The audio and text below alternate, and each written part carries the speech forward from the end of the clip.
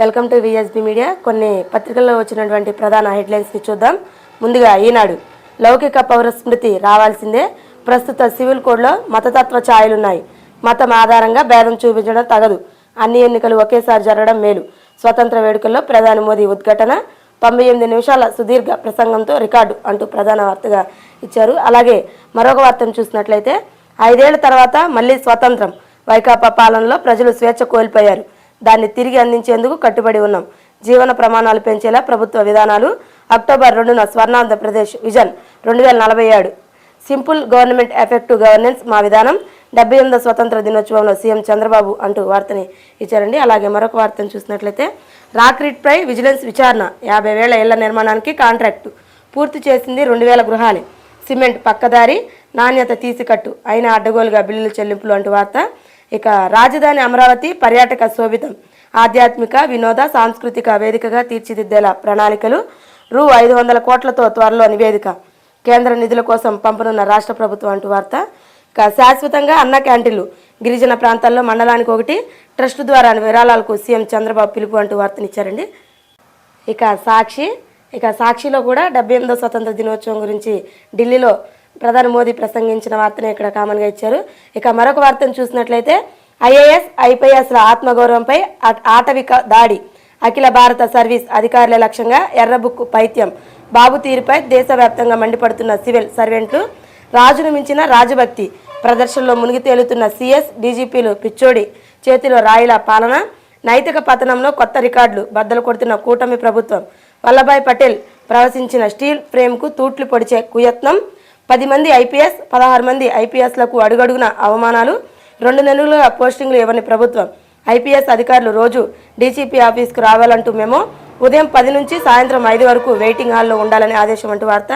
ఇక మరొక వార్తను చూసినట్లయితే, ఎస్ఎస్ఎల్వి D3 ప్రయోగం నేడే ఉదయం 9-17 గంటలకు ప్రారంభం, 16.56 నిమిషాల్లో ప్రయోగం పూర్తి చేసేలా ప్రణాళిక, ఏర్పాట్లు పూర్తి చేసిన ఇస్రో శాస్త్రవేత్తలు.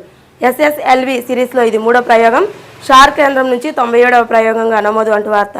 ఇక పేదరికాన్ని P4తో తరిమేస్తాం, 78వ స్వతంత్ర దినోత్సవంలో ముఖ్యమంత్రి చంద్రబాబు, మా ప్రభుత్వంలో రాజకీయ కక్ష సాధింపులుండవు, సూపర్ 6 హామీలకు కట్టుబడి ఉన్నాం, పాత విధానంలో ఫీజు రియంబర్మెంట్స్, విజయవాడ విశాఖలో మెట్రో రైల్ ప్రాజెక్టులను పట్టాలెక్కిస్తాం, పెట్టుబడిదారులను వెనక్కు తీసుకొస్తాం, మచిలీపట్నం మూలపేట రాయపట్నం పోర్టులను పూర్తి చేస్తాం, కొత్తగా కుప్పం మూలపేట చిత్తమత్తూరు దొనకొండ ఇండస్ట్రీ క్లస్టర్స్, ప్రపంచ స్థాయి డిజైన్లతో సంపద సృష్టించే రాజధాని నిర్మాణం, ఇక నుంచి జనాభా వృద్ధిపై దృష్టి పెట్టాలి అంటూ వార్త.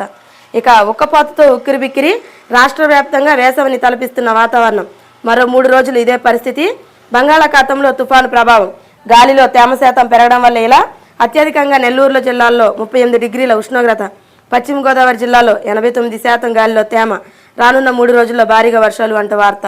ఇక మరొక వార్తను చూసినట్లయితే, మెడికల్ ద్రోహం, నూతన ప్రభుత్వ కాలేజీలకు అనుమతులపై చేతులెత్తేసిన కూటమి సర్కార్, అండర్టేకింగ్ ఇస్తే ఎంబీబీఎస్ ప్రవేశాలకు అనుమతి అంటున్న ఎన్ఎంసీ, ముగిసిన గడువు, ప్రభుత్వం నుంచి స్పందన శూన్యం అంటూ వార్త. ఇక ఆరోగ్యశ్రీ సేవలకు బ్రేక్, కేవలం ఎమర్జెన్సీ కేసుల్లో మాత్రమే చికిత్సలు, సాధారణ రోగులకు తీవ్ర ఇబ్బందులు, నేడు మంత్రులతో ఆశా ప్రతినిధుల భేటీ అంటూ వార్త. ఇక ఆంధ్రజ్యోతిలో కూడా ఇక్కడ కామన్గా చంద్రబాబు స్వతంత్ర వేడుకల్లో పాల్గొన్న వార్తని హైలైట్గా ఇచ్చారండి. ఇక మరొక వార్తను చూసినట్లయితే, సాహసమే, వరద ఉండగానే స్టాప్ లాగ్ ఏర్పాటు ప్రక్రియ ప్రారంభం, తుంగభద్ర జలాలను కాపాడమే లక్ష్యంగా ప్రయత్నం, జిందాల్ నుంచి ప్రాజెక్టుకు చేరుకున్న మొదటి బ్లాక్, వెడల్పు 2 అంగుళాలు ఎక్కువడంతో సమస్య, అటు ఇటు అంగుళం చొప్పున తగ్గిస్తున్న కార్మికులు, నేడు గైడ్ యాంగిల్స్లోకి స్టాప్ లాగ్ ఎలిమెంటి అంటూ వార్త. ఇక భూకంపం, 6 జిల్లాల్లో రికార్డుల పరిశీలనకు శ్రీకారం, సీమలోని 5 జిల్లాల్లో పాటు ప్రకాశంలోను వాటి పరిధిలోని 6 డివిజన్లు 18 మండలాల్లో అసైన్ చుక్కలు, ప్రభుత్వం భూముల రికార్డులు రిజిస్ట్రేషన్ల తనిఖీ అంటూ వార్త. ఇక ఇవి ఈరోజు దినపత్రికలలోని ప్రధాన వార్తలు.